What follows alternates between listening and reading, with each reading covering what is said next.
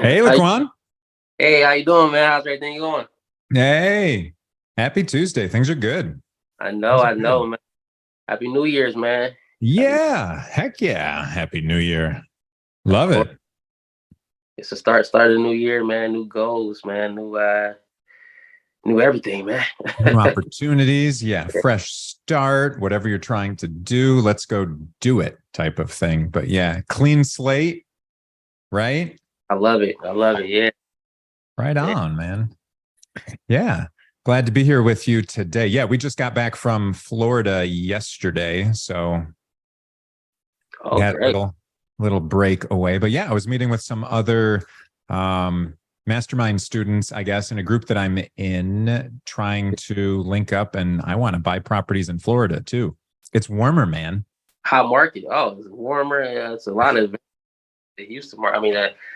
Florida market, man. Just it's an overall better market, man. A lot more opportunity, man. Like you said, from especially like when you talk about credit finance, when you're in those bigger markets, those are like it's gold, man. Because you can go creative with it. It's just crazy, man. So a lot of opportunity from that standpoint as well. Yeah, heck yeah. So, what are we trying to do here today, huh? How many different things are we trying to do today? Yeah, yes, I know you did say that speak on, maybe potentially trying to do some creative deals. And I just kind of wanted to hear you out and see kind of your standpoint on it and, how you trying to, kind of go about it, doing creative deals. Now, of course, every deal I've done has been a direct wholesale deal, or I bought the deal, Now, I do know what creative financing is. I've never done a creative financing type of deal. Okay. Uh, I think it was two deals where I have one of my friends, he's in the Columbus market and he started wholesaling, but now he with with creative financing in so many different ways, like he fell in love with it. So now like he like kind of just do creative deals now. So it was two deals I sent to him. It was a while back. One was in like Cuyahoga Falls and there was another one, but we just couldn't come to terms with the seller, basically creating the terms that made sense for both of us, for all parties essentially. So we never actually did those deals. So I just kind of sent them to him. I don't really know the nuance, like as far as the meat and potatoes of creative plan. Like I understand what it is, but we both know it's more to it. As far as know how to structure deals. I don't know how to structure the deal, but I do know with sub twos, wraps, uh, owner finance, and it's there's so many things you can do. Rent out. I mean, so many different things you can do. So I do understand the gist of it though. So I mean, what do you feel? Well, kind of just tell me what I mean. Kind of what do you kind of do in that space though, as far as creative financing, and what made you go to that side? Because I know when you first started, I don't know if you were doing creative deals at that time. I know you were kind of just buying them cash, but what kind of pushed you to that way? Yeah, great questions. I mean, so I started out 10 years ago getting into this real estate investing in general, finding what real estate investing was, being exposed to it, right? That whole notion of you can do it with none of your own money, like whether you have money or not, no credit or not, you can make money and you can buy properties. And so I was like, all right, game on, right? Let me go to this free event. And it takes me to a weekend that I paid for because I'm like, all right, I'm interested. And then took me to a week with all of that, but didn't really teach me creative finance in any of that. It just got me exposed to real estate investing and basically how you can do it without any of your money at first is they just teach you wholesaling Right. and whatever. That's a place to start. Everyone's got to start somewhere. But yeah, at that time, I was in architecture school here in Ohio at Kent State, and yeah, I wasn't really interested in that, and I had no money and destroyed credit because I was going right through a divorce, and I took on all my ex-wife's debt because I had everything at like 0% or 1%, maybe 2% at most. And she was at like double digits. Let's just call it that. So as a responsible husband, it seemed like it made sense until everything fell on me at the end of the day. And I'm like, well, I'm a college student right now. I don't know what to do. And I'm like, well, let's just see what happens, right? And it destroyed my credit. Didn't have to pay for everything, but my credit was no good at the time. So, and that was 10 years ago. And so while I was learning wholesaling, I was very interested. Anytime anyone was saying something and I'd hear it, and I'd hear something where it's like, all right, you can buy this property with no money down.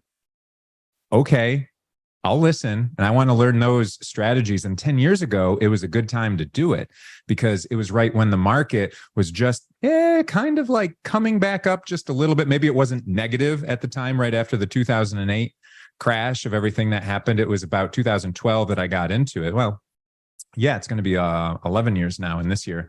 But in 2012, things were coming up just a little bit, but everyone was real leery of buying real estate because that's what took the hit in the crash was real estate first and foremost. So people were leery to buy, but yeah, I started to look for all those different strategies, everything that you mentioned, subject to taxes, subject to the mortgage, doing a seller finance, doing a rep. Can we combine those things with a rent to own type of option on the backside so that you've got a tenant that can also fix up the property if it needs to get worked on? All those things, they work really well together, like, meshing them together at the end of the day. And it's just, that's what I had. That's what I had to work with was no money and no credit. So, all right, let's find ways of buying property. How many ways, not can I or can't I? It turned the question into how many ways can I buy property without money or credit? And so, yeah, I've been always trying to give people options for that. I came across Ron LeGrand, like the OG, and he's like the three offers that you would give people. So I would give people three offers, and usually there was a cash offer, which was at a discount, of course, from everything else because cash is at a premium, and then we're going to have to do something to refinance out to pull our money back out later. So it was a hassle, but I started educating people on the ways that I could overpay for properties. And that was creative finance. And then it wasn't just overpaying, but it's so they can maximize the value of it. But then also they can, where are they going to put their money? Like right now, where would someone put their money to earn any type of return on what they're doing? Well, stock market's pretty darn risky. Up, down, all over the place. I don't know if you're going to buy NFTs and Bitcoin or anything like that right now. I wouldn't. I don't like to gamble. That's just not my bag. I love real estate, but I don't like to gamble, man. So I don't. But when you buy things with creative finance and you structure it, just like you were mentioning, how to structure it, structuring it in the right way to make sure that it cash flows now and doesn't hurt you in the long run.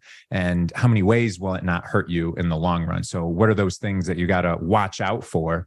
And those are things that just feed back into structuring it properly. But it goes back to knowing your end game, knowing how you're going to get out of that current financing, that current deal that you have with creative finance, And so just knowing when you can refinance with banks and when you might want to use private lender money and, or if you can pay it for forever to the seller, well, that's even better.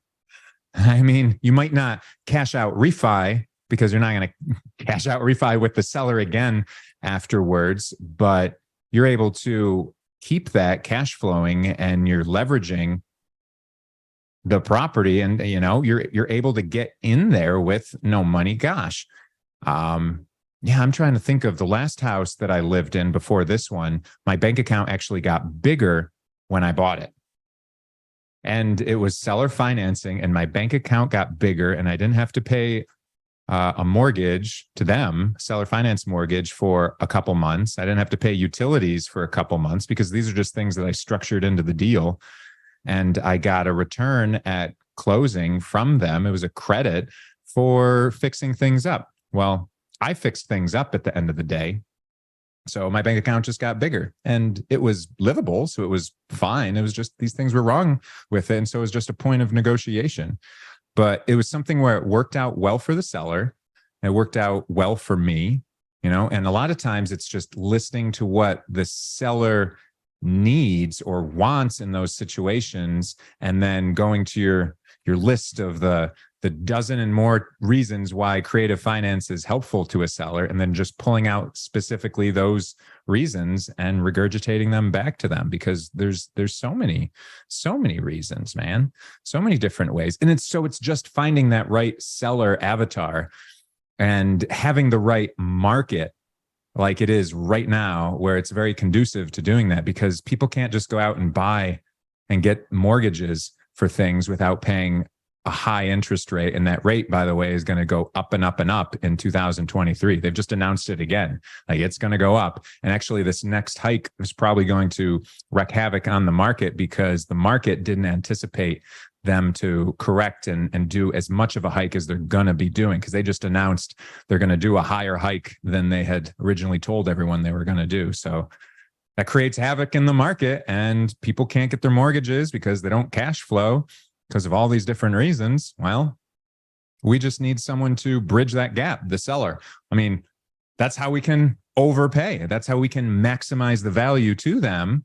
And we just have to wait out this storm, wait out this wave, and just wait for the Fed to bring things down, which they'll probably start pulling back down the rate a little bit in 2024. But man, I don't see them doing any type of reduction in 2023, just increasing it and then holding it steady.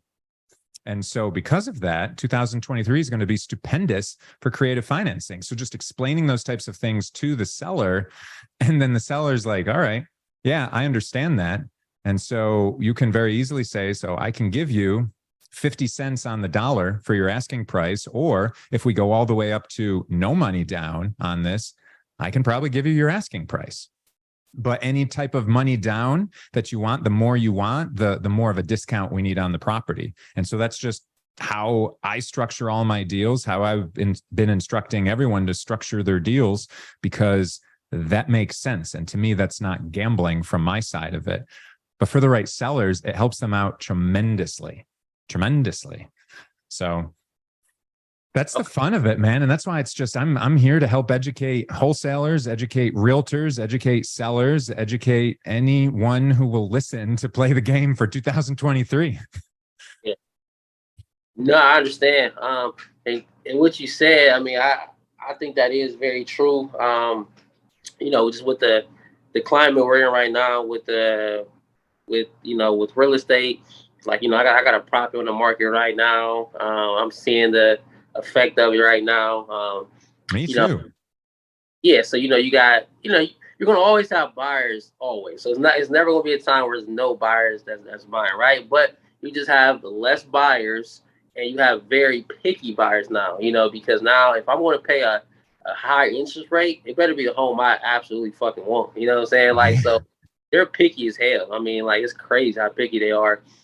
So with that, I mean, homes are going to sit longer on the market, which is a trickle down effect, which means the ARV that was 6 months ago is not the true ARV now, what it is now, right? So right, yeah, you're seeing almost a 10% drop in listing price. I'm gonna be honest with you. I mean, we've already dropped to 10K already on one of my homes. I got one in 2 weeks. We bought the list. I got one in picking up in Twinsburg in 2 weeks.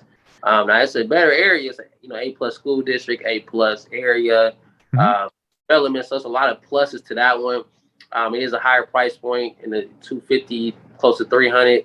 So that also plays a part as well. So me just being cognitive of kind of what's going on in the market, even with my flips and things like that. Just understanding that, buying more calculated, being more strategic on how I buy, not put myself in over leveraged situations, so that's the thing I try to focus on, the numbers aspect, the areas I buy in, and you made a good point, the feds, I pay attention to it a little bit, but I'm not really like someone who's just studying every single day. But I am cognitive of it because it does play a part in what I do. And like I said, if they do raise the interest rates, so it's kind of already still kind of high right now. I think it's like 5 or something like that, 5.5, something right now. If they do raise it, it is a prime time for creative financing, because I said, it's not a situation now where a seller can just, like 6 months ago, hey, I can throw any home on the market and it's gonna sell. That's not happen now, Right. So Yeah, so we're not getting people competing, multiple offers the first day that drops on the market like it did a year ago, right? We used to have a lot of fun with that. That was a different market. That's yeah, all. It's just a completely different market right now. definitely. Yeah. So now they don't have too many options now, right? So now it kind Yeah. of them towards more eager to do creative financing, and and and with that, the interest rate it's also trickle down effect where you're going to have a lot of renters now, in 2023, more than you probably ever thought. So even from now, the standpoint of the back end of a rent to own, now it's going to make more sense for that maybe that home buyer who was actually looking to buy a home, but the interest rates was maybe too high for them, which makes their monthly payments now too high. They can't afford it. But a rent to own may make sense now, where okay, that down payment we might have had to put down with maybe a conventional loan, we can just use that same amount of money, do a rent to own, and maybe get a cheaper interest rate, So it's like everything kind of goes into creative finance. If you just kind of look at all the optics of everything. Heck Um, yeah. so I know that I'm mindful of that. I've been able to build my team out now where I delegate things. So I might on the I barely. I make phone calls sometimes, but I got 2 acquisitions now, so they handle the bulk of everything, from talking to sellers and things like that. I more so do the dispo side, Mhm. but even let my team know, hey, that's something we have to offer more now. Because I'm all for giving a seller multiple options. The 3 options, like you said. But if the wholesale route doesn't work, okay, what else can we offer a seller to be able to still maximize on that lead that essentially we pay for? And that's my overall goal: to maximize any type of way. If it's my realtor, if it's us trying to wholesale, if it's me trying to buy, or like I said, us trying to figure out creatively how we can structure the deal, and maybe not maybe, but we still can wholesale it, but just in a different way. Yo, for sure. You can wholesale a terms deal off to people. I mean, I would buy a terms deal on a wholesale. I'd pay you an assignment fee if it was, a house I want with terms that make sense at the end of the day. Heck yeah, I would do that. And so there's plenty of other people out there that would do that. And actually, a lot of people are doing that with multifamily as well. So that's a big thing that's happening right now because people want to maximize the money that they're getting out of that, the sellers do, and they're trying to mitigate the taxes that they have to pay in the short term. So they're able to spread that out over time. That's the beautiful thing for business owners. We understand those taxes. We don't maybe need that big chunk of money right now. Maybe we don't even want that big chunk of money. There's a house, for instance, in Florida, there's this tree house, this funky treehouse. It's an old NFL, retired NFL player. I've got this right on me. Yeah, and it's a private hunting camp on 48 native acres in Florida.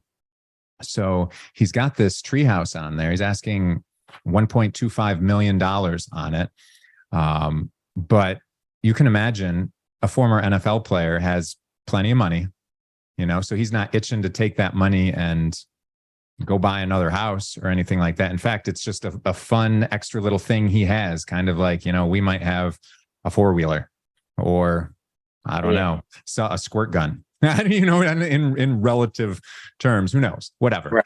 whatever. But like, so for him, the name of the game is tax mitigation. And where is he going to get any good type of safe return on his capital anyway? So what would he do with that money? So I'm talking to the realtor about it a couple days ago. And I'm going to give them the LOI today, like I said I would, because I was I'm traveling. I don't want to set myself up for doing work too much when I'm traveling around. But I just happened to ask, and I say, I imagine you're familiar with creative finance. And she says, yeah. So that's cool. And then so I was like, well, what type of conversation did you have with your seller about that? And she says that they wanted a significant down payment. I said, okay. So what does that mean to you? And they said 25%. Well, so for me, 25% is somewhat significant, but it's not astronomical, right? And so I go through the whole spiel of, if I give you 25%, if you want a cash price, it's here, and I can give you the value. If you want a certain amount down, it's here. If it's zero down, I can maximize the amount of money that you get at the top. And by the way, what are you going to do about the taxes and where you're going to put your money in the market nowadays anyway? She's like, yep, I totally get it. I was like, okay, so do you feel that he would be interested? He would entertain a 0% down payment, deal on this. And she's like, I think he might. I'm like, okay, cool. So why don't I just send this over to you? I can give you an LOI with a few different options so you can see those numbers. You can have that conversation with your seller about it, and then we'll just go from there. And so that's just what it is. And a numbers game with these sellers, it's just, you find that right person and it fits for them. And then it just makes sense, because literally, like, what is this guy going to do with the money otherwise? It'll sit in his bank and make nothing. So, Right. So that's just that works out well for everyone involved. Yeah, I can pay more for it. And sure, we can close it right now. And yeah, there's no question about me qualifying for it, because you're just allowing me to buy it. It's wild, but it's entirely possible. And that's how I'm buying properties. It's really everything with creative finance, 0 to 10% down, in the 3 states that I want to buy in: Ohio, Arizona, and Florida. That's my buy box right now. And it's really just Arizona and Florida, because I want to have a house in each of those that I can move to with my family for a third of the year, So I don't mind Ohio during summer and a little bit of fall, but damn, right now, Yeah. I just want to get a little more sun on my skin, get a little happier, It's even longer days, man. The days, they're an hour longer. The sun wakes up half an hour earlier and goes to bed half hour later in Florida, just because of the latitude that it is. Yeah, Right? for example, I travel to LA a lot, and they're a 3-hour time difference. I tell people all the time, I say, man, it's like you can get so much done when you're out there. It's crazy. Like, the day it seems so long. And when you almost like, damn, before I know it, it's 12 o'clock. Before I know it, it's 4 o'clock. Before I know it, it's time to go to bed. I'm like, damn, I didn't get a chance to do anything. So those are very two booming markets. Phoenix, Arizona, booming market, Florida, booming market. So let me ask you, so what's your exit strategy of those, for example, in those markets that you're trying to do? Are you trying to Airbnb them? Because I know you just said that you're trying to live in those 3 times out the year, or the case may be. So of course you're not going to put someone in there, because that's going to be your primary residence. So you Right. live there. You know what I'm saying? Yeah. So only thing I can see is short-term rentals and long-term. Short-term rentals probably like vacation home. So for the places that I live in, that I'm, it's going to be a portion of the year. Yeah. Either short-term, mid-term rentals, but yeah, think of it like short-term rentals, essentially.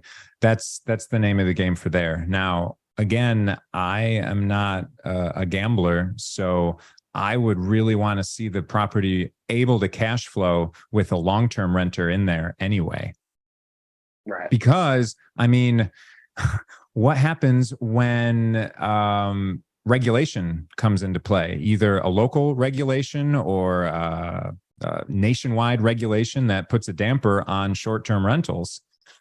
Or Airbnb changes all the rules, and that and VRBO is like the main source of leads for short-term rental people. So I don't like being at the whim of one little source like that. So for me, the name of the game is just make sure that it can cash flow without that.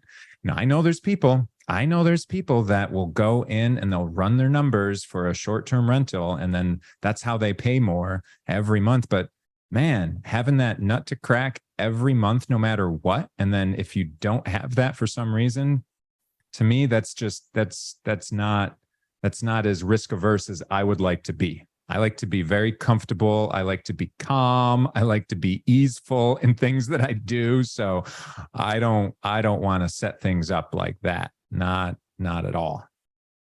Yeah. Gotcha. Gotcha. You Uh, know, but can I do that and make more money? Sure. Yeah, I can do that, but just know that my backup plan is a midterm or long-term rental so that it can still cash flow is in that aspect, as opposed to just only being able to cash flow as a short-term rental. To me, that's just, and to right. each their own. Let them do their own thing. But I've seen lots of different people overextend themselves in different ways and they go under. And so for me, I don't mind if I grow a little bit slower, but just a lot safer. No, I understand. I agree with you. So let's kind of get to the. So how do you think me and you could work together, where it makes sense for both of us? Okay. Yeah. How do you think that? How do you think we can work together? Yeah. How many ways? How many ways, right? Not can we or can't we, but with good, kind-hearted, loving people, smart, respectful. It changes the question to me to how many ways can we work together? So I'm open. Number one, I'm open-minded and I like working with open-minded people. So if you come across anything, I am open to that possibility. I would say one of the things, so you're a wholesaler, right? You wholesale. I mean, that's not all you are, but I'm just saying that's one of the things that you do. So we can come at it from that angle. What are your leads that are not working? Let's take some of your leads that aren't working and let me work them. Have you look over my shoulder, work with me in conjunction with me, and let's maximize the profit that we can get off of those leads. Let me put something together to structure a type of deal in there. And then you'll end up learning from that. So not only would you get the short-term benefits of whatever money we could make from it, but you would get some of the skills from all of that as well. And just to see what the heck I'm doing, how I'm structuring them. And I get it that, you might not want to work with me forever. This isn't a forever type of marriage type of thing, but it's just, what can we do right now is the question. If you have some leads that they don't want your offer, it doesn't work for them, whatever that is, right? That's definitely a possibility. And then even, if they're open to your offer, I would just be careful as prices go down, the ARVs of them, from the buyer's aspect, the ARVs are going down once they're realizing that the prices are going down and your deals fall through. Like I'm sure you've had deals that you can't sell. I certainly have. That's not great because obviously that's wasted time and, missed opportunity for money from everyone's sake. Your acquisition people aren't making as much money. I assume you're paying them on commission. So they're not as happy at that point. So how can we look to structure more deals moving forward with things, asking the right questions when we have already built that rapport and we know that they're motivated, asking those right questions where we're just leading them down that path. Leading them down that path for possibilities. And then I could even show you that we could sell these types of deals to a real estate investor. We could buy them ourselves.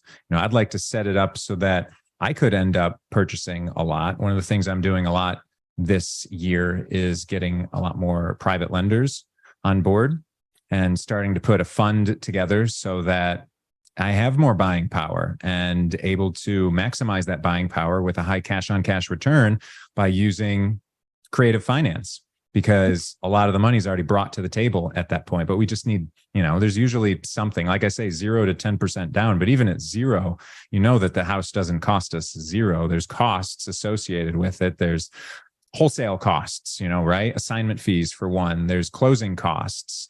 If it's going to be a short-term rental, well, where's the furniture coming from? We're not whittling that out of the woods, but if we are, we got to pay someone to whittle that. So there's just costs associated with all those things. So just keeping those all in mind, it's just, how many ways can we do that? And then I would want to challenge you to find different type of deals as well, as opposed to just finding a single family home, and having that conversation with the seller. Well, let's go out and let's find property owners and keep asking everyone, who do you know that has properties? Who do you know that has 10 or more properties? Who do you know that has 100 or more properties? And let's go buy that whole darn portfolio. Let's structure that portfolio in a way that these owners, they can get that money over time so that, again, they're not getting hit with a big tax burden. Because what does any property owner, just like ourselves, we accumulate all these properties, what we're looking to do, we're trying to get money consistently every month so that we can retire. Right. We don't want to have that big chunk of money. Otherwise, we got to put that money to work again. Otherwise, it's not going to keep up with inflation. But if we can get someone to overpay for that property and pay them every month for years on end, well, then there's a lot more opportunity for them to just relax. And they become that savvy, passive investor at that point that's just getting mailbox money. You can play into that type of mindset of them. They've graduated now from being a landlord to a passive investor, a note investor. That's what I was just going to ask though. What would make a investor who may have owned properties for years on time, 10, 20 plus years, that make them say, because the first thing they're going to say is, well, I'm already getting cash flow in this home. Why? I mean, what would, entice me to, want to work with you where, so essentially I kind of just heard you say either paying them more for the property, or being able to allow them to maybe take a back seat, because that's a lot of issues you have with. I would know it's a lot of investors who've been doing it for so long, right? I have a guy, we hosted a property like last week, and he actually owns, he still owns like 7, 8 more properties. We up them, so we've been trying to one by one with him.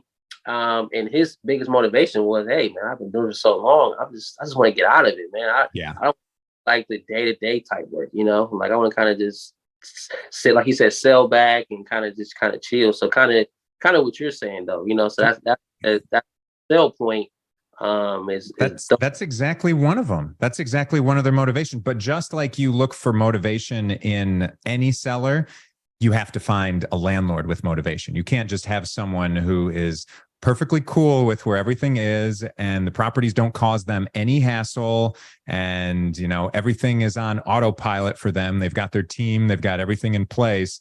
Well, then it probably doesn't make sense for them yet. Doesn't make sense for them right now. And that's okay.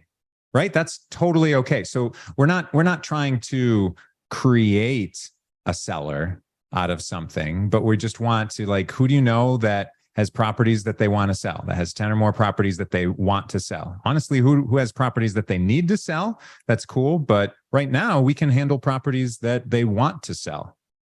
Yeah. Yeah. And that's the name of the game. And they can graduate to that higher level of a real estate investor where it's much more passive. So it's more for the people that are getting out of the game, for the people that are older, and maybe even for the people that want to have a consistent income. You can imagine that they might not want to have a big taxable event in 1 year and then have lower amounts that they're getting or nothing at that point. Because what are they going to do with their money? What are they going to do with their money? Where are they going to put their money otherwise? So that's part of the problem, is that there's not a huge buying frenzy like there was a year ago because interest rates were so low. So they can't maximize the amount that they're getting out of it. Shucks, I was selling properties that were problems for me.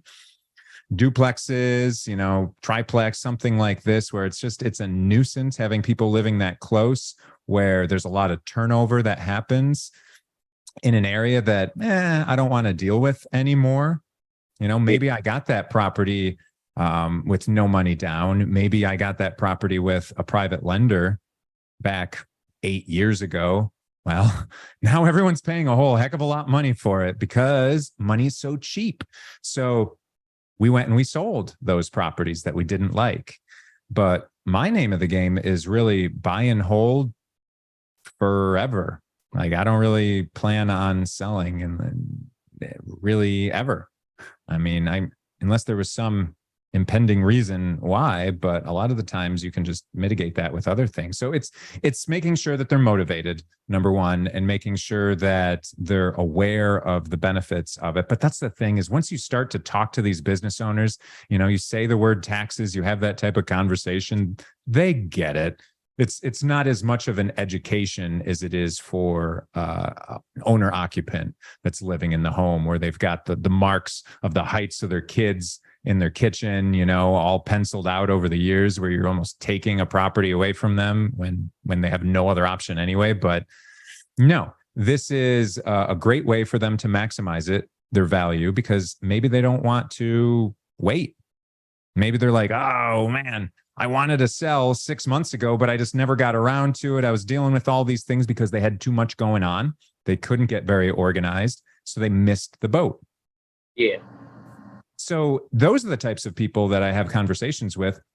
And I was doing this back in the day too. And it's usually these types of people have mortgages. They're probably not all free and clear. They usually have some type of leverage on those properties. So usually we can take over payments for those leverage. And so it's informing them, educating them about that asset that they have, which is the debt. That debt is an asset, because it's probably at an interest rate that's cheaper than we can get now. So we're willing to pay more for the property because the debt is at a smaller interest rate. Yeah. And so they can understand that pretty easily. Like, it's not like this huge hurdle to try and get them over that thought process. They understand that. So it's like, okay, they understand that. And yeah, and if they can finance the rest of it or a portion of it, right? Usually someone might want something down. It's not all the time, but usually they want something down. And then it's like, okay, well, what if it was nothing down? Could I pay an extra, put out the thousands of dollars, whatever it would take. But if you pay more money up front, can I get no money down on it? And if I put more money out, can I get a lower interest rate? Maybe even 0% interest rate, where I'm just making principal payments on those things. I've said to people before, I'd pay double for a property if I got the payments where I needed them to be. If I got the terms just right, I would pay double for a property, because if I could make it cash flow, and if it was just basically paying equity payments every month, I could pay double. It's over time. And it's like you're taking the interest that you would pay and you're just adding it to the purchase price. So, it's like, it's kind of just shuffling things around, but you could imagine the benefit, a lot of different benefits from just doing things like that. But yeah, so that's where all the structuring comes into play. But that's where, your conversation has to get a little structured with the sellers at that point, in order to get them to understand that, and then realize that it's a good option for them, and then to just move forward with that, have that confidence in us to move forward at that point. So yeah, that's entirely possible. Whenever you had leads like that, I could help work them with you, have those conversations, analyze them so that we could structure things so that it makes sense for everyone involved. And again, yeah, I'm not much of a risk type of person, so I'm going to make sure that we're very conservative in our underwriting. Yeah. So my biggest thing is something like that. Because from the time we worked together, that probably was like 6. No, I don't even hold something, like probably about 3 years ago, we did that deal. So, I've grown, I've learned so much now, where heck yeah. I'm pretty seasoned with running numbers. I understand the nuances, everything, markets, a lot. I understand the factors essentially. So it's really kind of just something like that, is having a large amount of trust on both ends. With me, essentially, hey, I'm giving you my leads essentially for free, and you structuring a deal where it's not one-sided on your end, that it's a mutual situation for me, you, and it just makes, of course, for the seller as well, but in all reality, it makes sense for me and you, where like I said, I'm not saying you do that, but we got to look at it from a business aspect, nothing personal, anything like that. But like I said, just not doing it in the best interest of like I said, of you or anything like that. So that's my biggest thing in that situation. I said, so it's not like I'm just oblivious to how stuff work. I do understand the surface level how credit financing does work. So, but it's more so I said learning the structuring in, which I'm a very fast learner. With anything, I'll be able to pick up on really quick once I understand just how it works. So that's my biggest thing. Like, is us having that trust, right? And really, it would just, one deal would let me know, hey, can I trust this guy or not? Let's just be Yeah. honest with you. And Yeah. I'm transparent with people. I don't like to, be around the bush, but really, I say one deal let me know, hey, okay, he's a solid guy. He's working on the best interest of both of us coming together and say, okay, hey, this makes sense for both of us. Okay, I'm fine with, hey, I'm fine with, okay, we turn around and maybe I wholesale to you. From a buyer standpoint, of course, you don't want to pay, you want to pay the least as possible, right? So like, if I don't got to pay a 10K sign fee and I can stretch on make the money pay you 5, I mean, that's in your best interest, right? So of course I understand and know that. But that's just my biggest thing with it, just having people you can trust, and making sure it's just in the best interest of all parties. Yeah. No, that's smart. I mean, I have been in some unsavory business relationships in the past that I've learned a lot of lessons from, what not to do. I've had good business relationships, but I guess, you think about your life, and do you really remember all the wonderful times as vividly as those real painful times in your life? It's like, no, I don't know about you. Maybe you're different than a lot of people, and that's fine. But human nature is wired for the ouch. It's to always remember those ouches in life. So those are the things that our alligator brains, our, ancestral brains, we're wired to protect ourselves from happening again. That's why we remember the bad things as much, and we're quicker to forget the good things, or just think like, oh, those are normal, right? But yeah, I would love to talk about, like, what are your concerns in general that could happen with something, so that we get everything on the table, because I think that's extremely important. And I agree with you 1,000%. How one person does one thing is how they do everything at the end of the day. So all we'd need is one deal to see, like, all right, how's this person acting, And I don't want there to be anything other than transparency between us, because I'm sure you're aware, like, it's just the more transparent that we can be, the more open that we can be, the easier things are.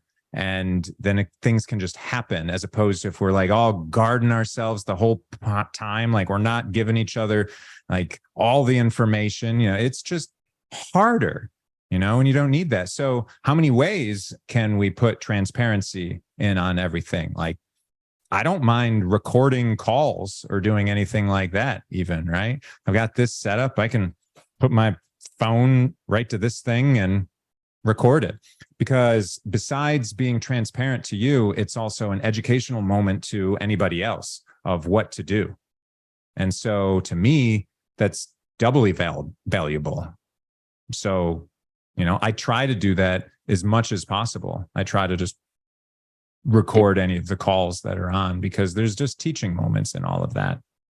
But yeah, so what other concerns might you have with things specifically? And let's talk about them, And as more things pop up, let's make a plan to always talk about them. Anything that pops up in the future, right? Yeah. Yeah.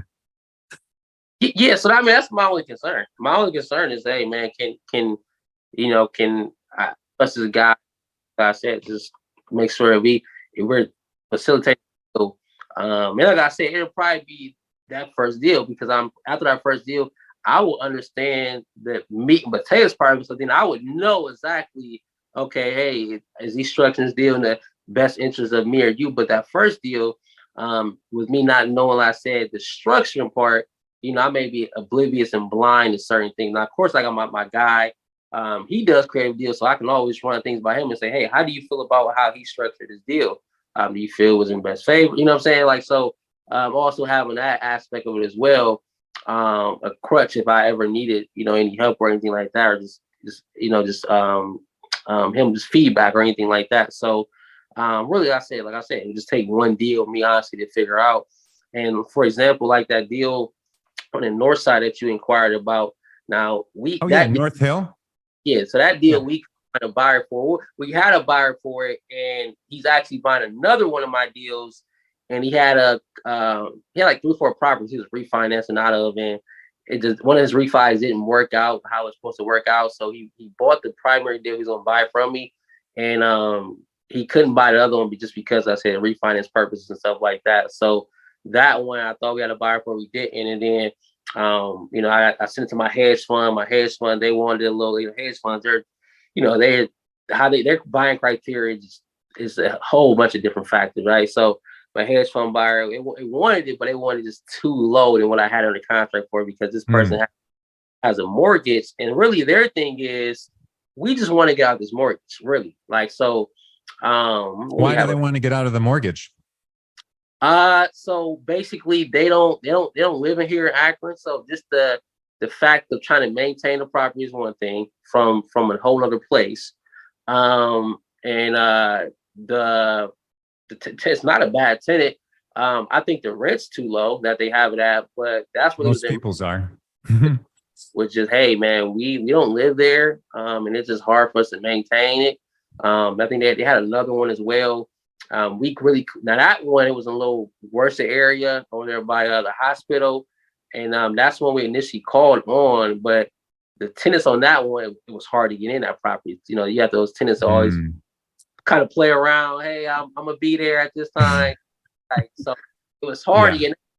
And they brought up, hey, we got another property on North Hill, and so let's go check it out. Really good area, solid home. Just kind of outdated. I think one of the things the hedge fund said was knob and tube. So I guess one of the things is they per their insurance or something like that, they have to go in and change everything out. It was knob and tube. So that kind of spiked. That's why the offer was a little lower. Now, if it wasn't knob and tube, we probably could have made a deal happen. But other than that, it's a solid home. But like I said, they just kind of want to get from out of the mortgage. That's another thing. Hey, we just don't want to keep paying his mortgage either. So like, we can pay the mortgage. Perfect. We'll take over the deeds so that we'll take care of the maintenance on the house and all the responsibilities of paying that mortgage as well at the end of the day.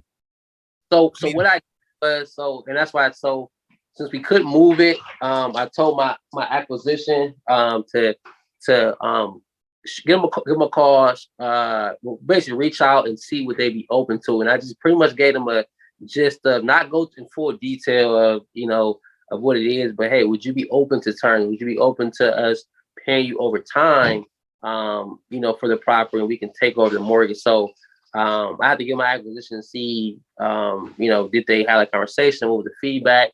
But if not, what I can do is I can give you the lead, have you reach out. We can just say, hey, I'm on the team of, I work with Tim, that's my alias. I work with Tim, in the finance department. That's you?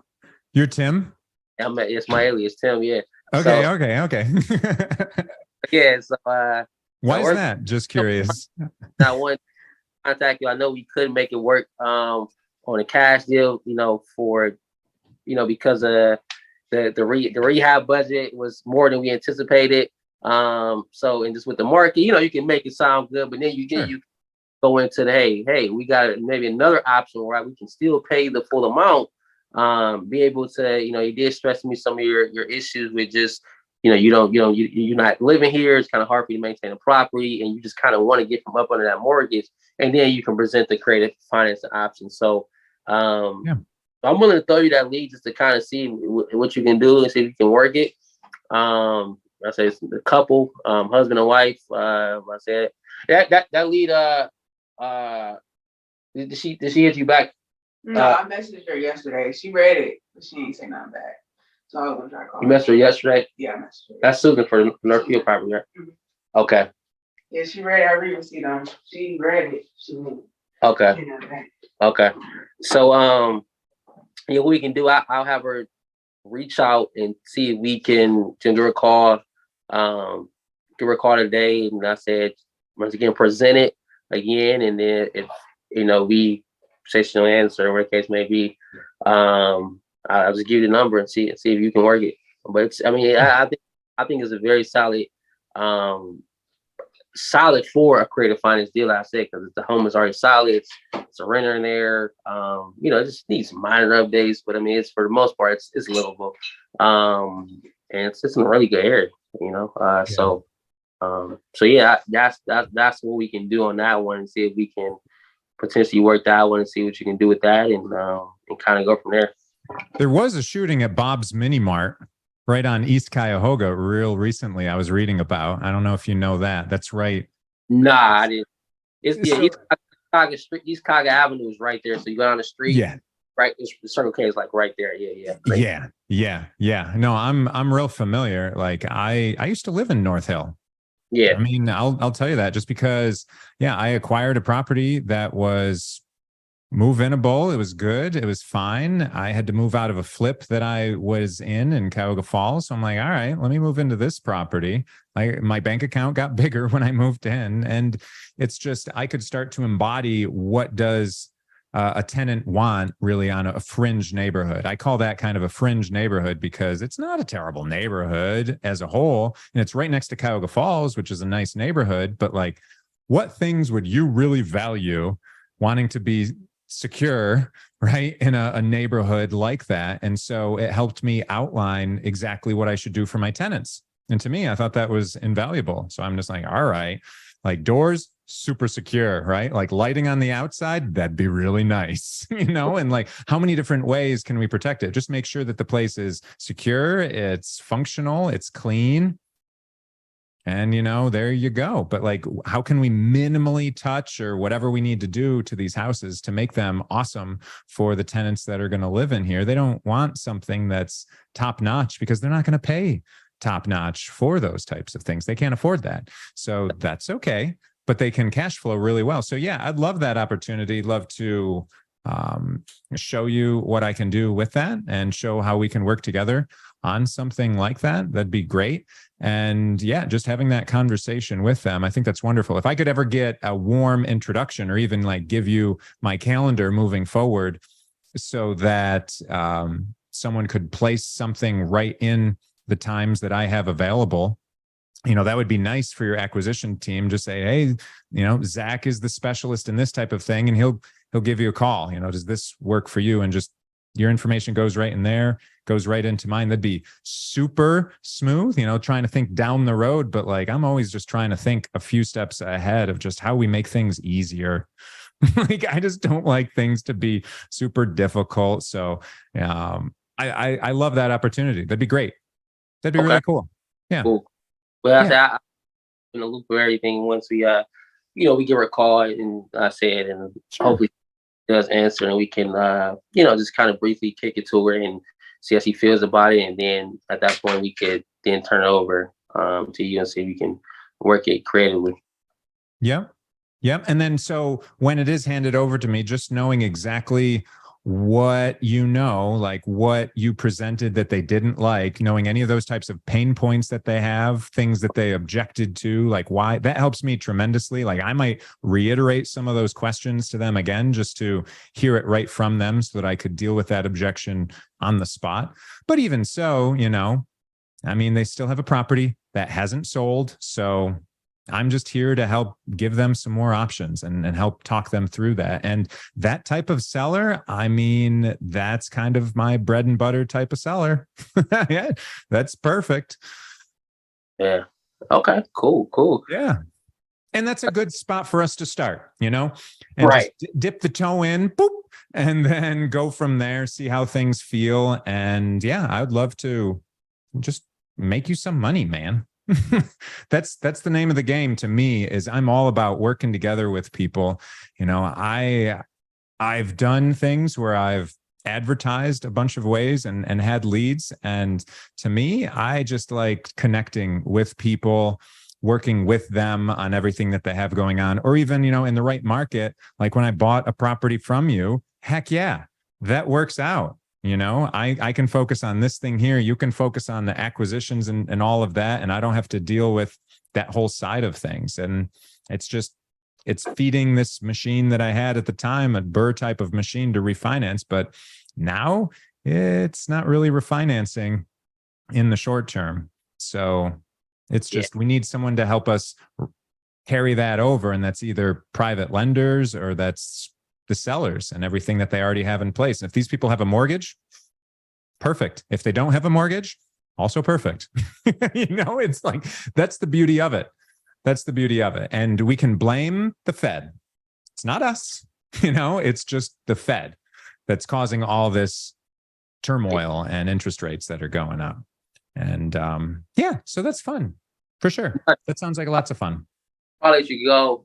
Another thing I think it can be benefit for me as well, because like I said, my goal for this year is buy more things that can be passive for me. So I do got other business ventures outside of real estate that I'm eventually about to get into that will basically create passive income. My goal was this year, I need to figure out how to create more passive income. I've done three, 4 flips in last probably I would say 6-7 months. So being able to just have that cash kind of just sitting there, and it's, once again, we know it's not really doing any good for me, right? Just sitting in the bank. So if it's me buying, even me holding creative deals, I want to be able to get into that space of me holding creative deals and being able to just rent those out, or me eventually buying a personal home, because that's another thing I want to do. If I can get a personal home and not have to go through a bank and go through the whole hoops of going through a bank or something like that. Yeah. That's my so that's 2 major things I want to do this year. I told myself buy more rentals. Of course, if I want to buy multifamily. That's really you can still do that too, man. No, yeah. You can still do that too. This is the perfect time to do that too. Oh man. Okay. We got a lot of work we're going to have to do together. I see lots of possibilities because those are all super fun things. And that's exactly what we could do this year. Actually, even, one of the things that I'm starting up in 2023, a few different things, but I'm starting a podcast. So I've been recording some things with people. And basically it's the notion of 0 to infinity, taking your mind, body, and bank account from 0 to infinity, like wherever you are, Right. Let's get you to wherever you want to be. And I'd love to even interview you on that. Just see, hey, how the heck did you get into real estate, man? If you were open to it, how did you get into it? How did you go from 0 to now to where you want to go, and hear all those awesome things and share those with other people, because we're not alone. People are trying to get into this game, right? And they just don't know where to start. And so they're trying to relate to other people and it's nice to go to the humbling start of it. Like I said, I came from no money and no credit. So I can tell you that whole story too, but that'd be really cool if you were down for that, and then we could have some more conversations of all those fun things that you're looking to get into. Yeah, I'm open to that. Like I say, whenever you start your podcast and you want me to come on, I'm more open to that. I mean, I've been on quite a few. I don't say quite a few. I've been on a couple podcasts with similar situations. I'm just talking how I started from, man. Like, it's crazy that I kind of think of it now. Like, hey, I started with there, money down. Once again, how you say, hey, I heard about a thing called wholesaling one day, and hey, I learned more about it, and I say, oh, I can get in, no money down, and wholesale for a year straight, save my cash up, where I'm now able to then venture out to bigger and better things, which is flips now, and just the journey of it. I think is some, like you said, people want to hear.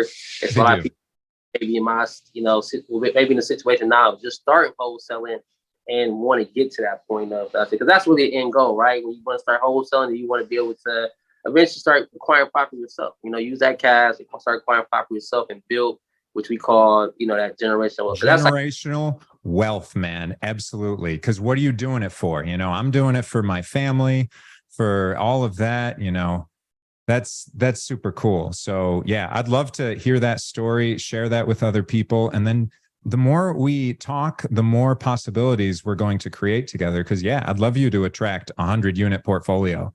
And then let's dive into that one together. Like I'll get my portfolio calculator that I built and let's dive into that sucker. Spend 30 seconds to know if we want to spend another 30 seconds looking at the deal type of thing, those good litmus tests that are just real quick things. But yeah, that's super fun stuff. So lots of possibilities. Absolutely. But for now, we're just going to dip our pinky toe in things. And so, yeah, Okay. for sure. Shoot that over. And I'll get something on the schedule here so that we could do a podcast as well. Cause I'd love that. Yeah. I'm just recording them in the background. My video editor is churning them up so that we're going to just launch it and have like a backlog so that I'm not like stressed and I can do a normal release of episodes. Okay. Well, like I said, I great conversation. Like I said, I do think, we can definitely work on a lot of things in the future together where it benefits both of us.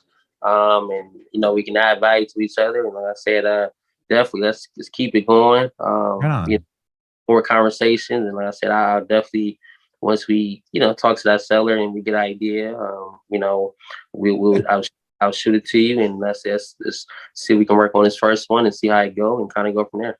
Sounds good, man. Love it. Okay. Hey, thanks for your patience and getting in my schedule. I'm sorry I wasn't able to get right away. I know I felt a little bit of that. I tried to just give people the presence when they are right here in front of me. And that's, that to me is a really important thing. So I appreciate your time so much today, Laquan. I've been wanting to connect with you for a while just to explore more because we're both local here together and, we've done stuff together, but let's be more intentional and have more fun, making more money and reaching our goals in 2023.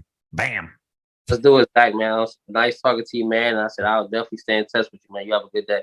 You too, man. Lots of love. Take care. Happy Tuesday, brother. All right. Thank you.